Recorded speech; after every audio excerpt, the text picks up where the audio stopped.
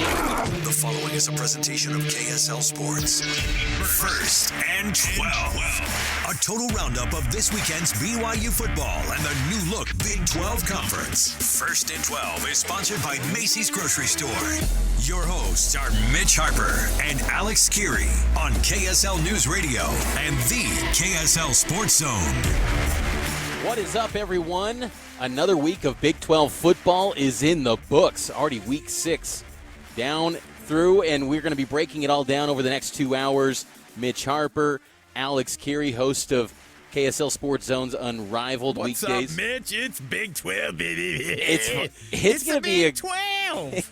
It's going to be a great day today, Alex. We got so much to get to because, once again, I feel like the Big 12 gods just give us endless amounts of content because there's either a huge dumpster fire or a great win. It's incredible every single week in this league. Do you prefer the chaos, or do you want hey, I want traditional, I want some powers at the top, give me the middle class, and then give me the garbage at the bottom everybody can beat up, because that model works the best for the college football playoff, right? Right. So in the end, the chaos for us we like, but everybody else looking around in all the other conferences right now go, hey, you've got to beat the teams you're supposed to beat.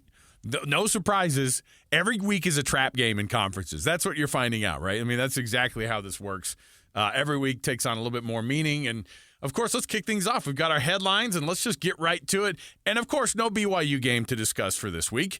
But that doesn't matter. We have so many other things to roll out here for you and also preview the second half of the season. It's all coming up. But let's get first to our Big 12 headlines, the 12 headlines that stood out to us today. 12 headlines. 1, 2, 3, 4, 5, 6, 7, 8, 9, 10, 11, 12. The dozen storylines that shape this week of Big 12 football. Headline 1. You know where we're starting. Oklahoma takes down Texas in the final Red River as Big 12 members. Oklahoma 34, Texas 30. It lived up to all the hype. It was an amazing college football game. Yeah, and, you think about last year, the comparison to the 49-0 drubbing that the Sooners took at the hands of the Longhorns. This is exactly the one that I grew up watching. Just a back-and-forth seesaw battle. Both teams ranked, both teams undefeated, and Texas, the number 3 team in the country, falls. And you know what? You shouldn't be surprised because this is what is going to happen. And then next week, of course, everything changes again. That's headline number 2, of course, which is that the Longhorns dropped that first game of the season. And now, Mitch, the question is, what exactly happens the rest of the way? Because you've got now an undefeated Oklahoma team who's going to surge in the rankings. Texas probably won't fall that far, but we're in the argument for a couple of teams, the worst teams that Brett Yormark doesn't want to see in this thing. But man, my goodness, Oklahoma and Texas as advertised right now, at least in this game today. That they are, and Oklahoma's defense, they still gave up 527, but, man, they were opportunistic, and it was a far different cry from the defense we saw a year ago that gave up 49 and got completely destroyed against the Longhorns. Brett Venables has turned it around in short order, and I think they heard all the chatter and maybe even people like myself saying, I'm not sold on Oklahoma yet. They're a byproduct of the schedule. Well, they just gave a huge statement that they are for real. Headline number 3, Texas in the game had some notable injuries to monitor. Starting center Jake Majors left, and then safety Jalen Catalon, the former Arkansas transfer. I noted this because his absence had an impact on that final defensive play where Dylan Gabriel connected on the touchdown score, and that's that freshman safety that stepped in. Kind of had a missed assignment on that motion read, and it clearly had an impact as OU gets it done in Red River. Well, you obviously have to bring in Arch Manning at this point, Mitch. I've said it all along.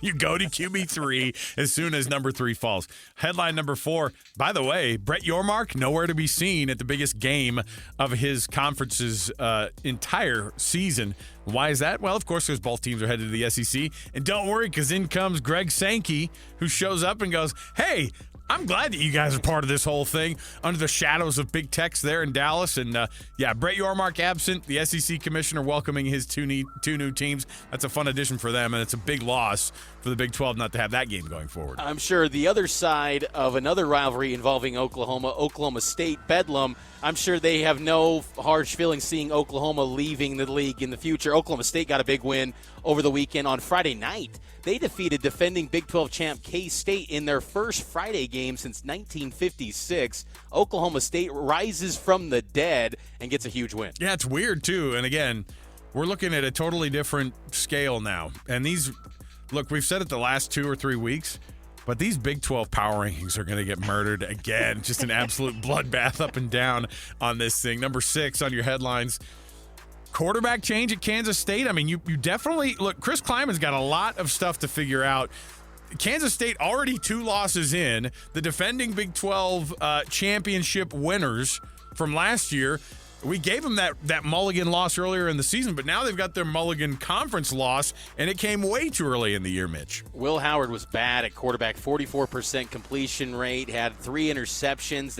And I think the reason that there's got to be some conversation about a quarterback change is they got a heralded freshman in Avery Johnson. No, not the former San Antonio Spur that had the unique voice. This 4-star cat from Wichita, Kansas, who they are very high on. It might be time for him to step in and be the guy going forward for Kansas State. How about this one? Headline number 7, Iowa State blows out TCU in a historic game for Iowa State. It was the 100th anniversary of the Jack Trice game.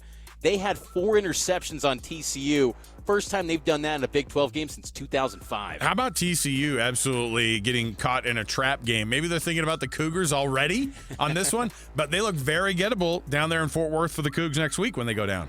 Headline number 8, Chandler Morris, speaking of TCU, suffers a knee injury. Their quarterback, redshirt freshman Josh Hoover, comes into the game to replace him. That is not a better option than Chandler Morris at quarterback for the Horned Frogs. It definitely is not. It had vibes of Max Duggan stepping in last year in week 1, but there's no Max Duggan on this bench. I mean, and it was notable, too, in preseason. Remember, they had Oregon State transfer Chance Nolan, who abruptly left the program when Sonny Dykes said Chandler Morris is going to be QB1. So very thin, and TCU on the ropes. All the momentum that they built last year, Alex, is completely shot. They're 3-3 now, and They got a lot of questions going forward. Number 9, Kansas in a bounce-back game after that blowout to Texas last week.